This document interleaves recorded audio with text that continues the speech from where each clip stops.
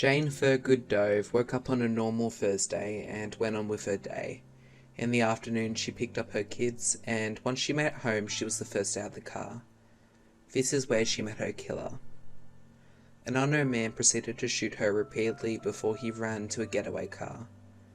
This all happened 23 years ago, and as of today her case is still unsolved. Let's begin.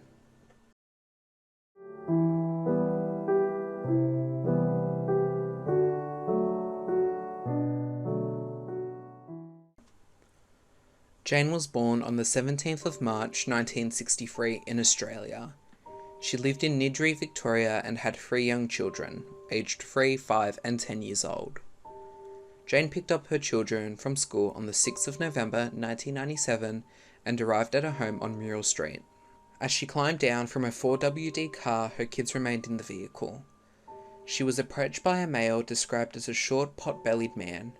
This person proceeded to chase her around her vehicle. When Jane tripped and fell, the man pulled out a large caliber pistol and shot her in the head and torso repeatedly, killing her instantly. This happened in front of her terrified kids. After murdering Jane in cold blood, the man ran to a waiting getaway car, which was driven by a younger, slimmer man. As soon as the killer got in the car, the assailant sped off. Later, the car was found torched on a nearby street. The car was a stolen metallic blue Holden Commodore, and investigators revealed that the car was stolen the previous day from Princess Park in Carlton.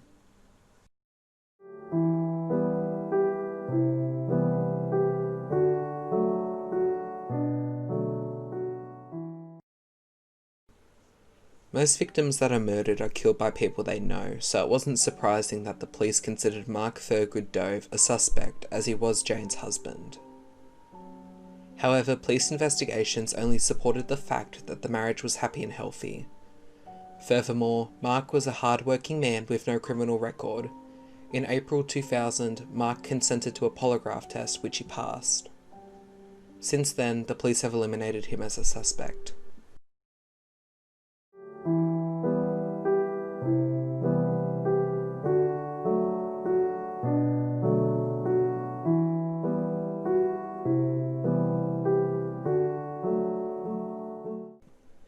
Jane and Mark's marriage was seen by friends and family and even the police as healthy, but that might not be the case.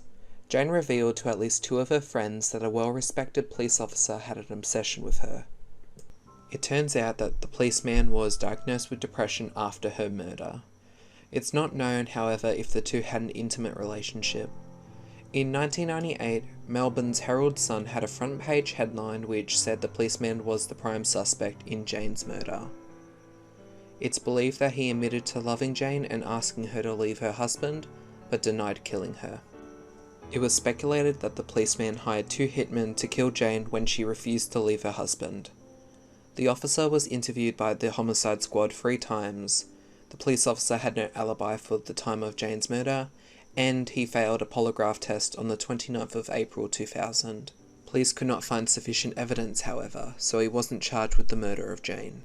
Other police officers were concerned that the policeman who was seen as a suspect was still armed with a revolver and was doing daily dealings with the public. Some police wanted to see the suspect removed from operational duties, but command refused to transfer or suspend the man after he produced evidence he was fit to continue active duty.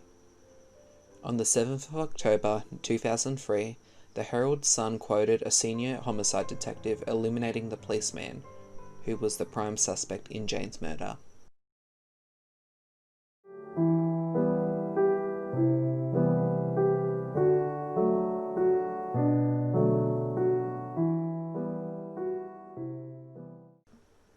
After the police announced a $1 million reward, they received information that a group of Geelong bikers may have been involved in the murder.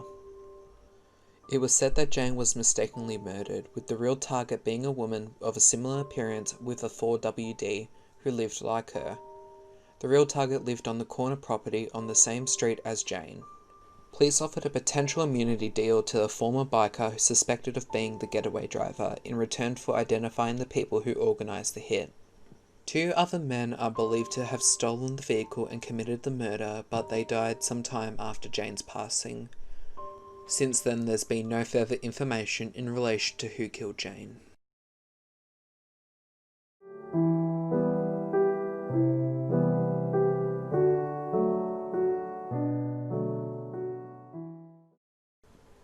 No matter who did what, Jane Thurgood-Dove was murdered in front of her 3 children, and to this day no one has been charged with her murder.